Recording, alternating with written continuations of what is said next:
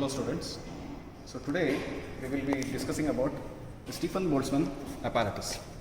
So in this particular experiment we are going to determine the value of Stefan Boltzmann constant and compare the same with standard value. So this is the experimental setup. We have a water container. So container is used to heat the water to the required temperature. So in this particular case we are going to heat it up to 80 degrees Celsius.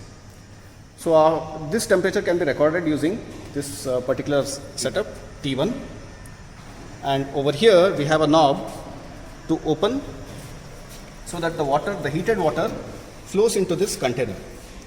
As you can see in your manual, this container has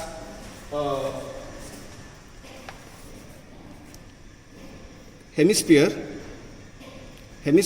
and water is going to be filled on the top surface of the hemisphere and within this rectangular block. Okay, so now the temperature within this body or this hemisphere is recorded using temperature indicators T2, T3, T4 and T5. Over here we have a black body, and this black body is inserted after 5 to 10 seconds after releasing the water into the container. So the water in the container starts heating up the body, the hemispherical body, and the hemispherical body starts emitting the radiation.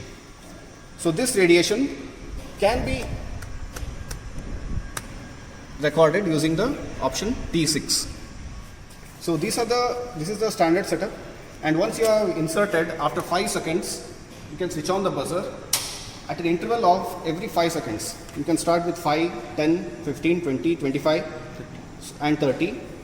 So up to 30 seconds you are going to record the temperature, and this temperature is used to calculate the Stefan Boltzmann constant. So as sir told just now to how to take the readings from the experimental setup. Now once you start taking the readings, first you need to check this tabular column. In this you are going to take the T6. Why? Because this sample calculation is shown for the old equipment. In the new equipment only change is the T1 is the water temperature, what is taken from the water tank, which is the heater.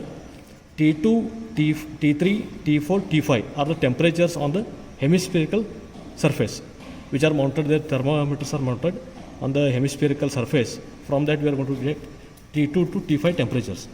And last is the T6 temperature, that is nothing but the test disk, which is the black body, which is in the bottom, that we are going to insert, and we are going to take the temperatures here at the given time intervals. So time intervals you can observe, we can either take 0 to 10 or 0 to 5. So for more accuracy we are taken 5 seconds. So 0 to 5, then 5 to 10, 15 to 20, 20 to 25 and 30. So from the stopwatch one can note down all the temperatures from 0 seconds once you insert, and up to some steady state or up to the 30 seconds. So up to that you can take T6 temperature values. So once these are taken, you have to plot the graph. So that plot is shown here. T6 temperature on the y-axis, time taken, that is 0 to 30 on the x-axis. Once you plot this, we can get a slope which is almost near to the straight line, or little curve may be there, that you have to proportionally make a straight line like slope.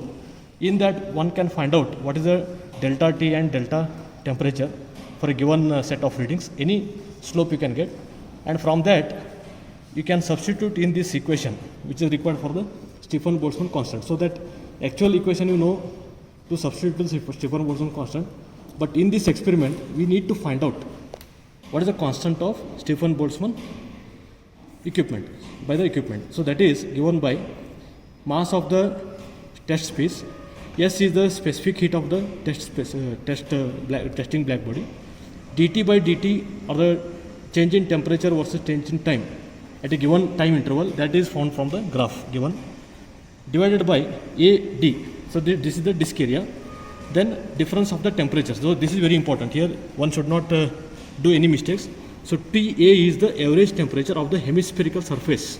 That is nothing but for the new equipment it will be T2, T3, T4, T5. For that average, you can find out the average temperature.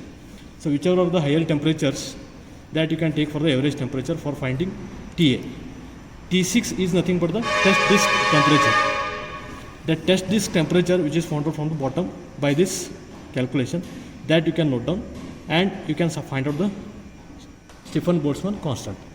So here experimentally you have found out the Stefan-Boltzmann constant. It is around 6.2 or nearly 6, which is almost near to the theoretical value what is given in the data handbook, that you can compare with the data handbook values. So once this is done, you can write the conclusion. So in experiment what happens is, we are going to have some different variations, like conduction may be coming into picture, convection may be coming into picture, and some external disturbance will be there. Also the water quality and the quality of the material also going to change. So according to this, you are going to just finding the experimental value and comparing with the theoretical. If both are almost 10% in the range, we can conclude the experiment. Thank you. Video.